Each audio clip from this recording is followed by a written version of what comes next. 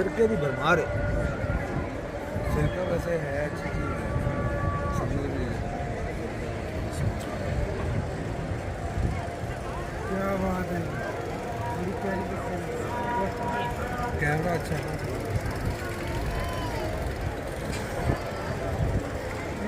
मेरे भी कैमरा अच्छा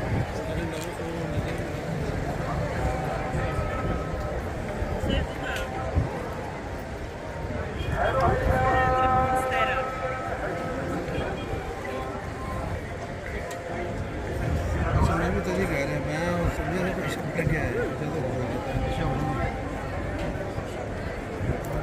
आ गया हवा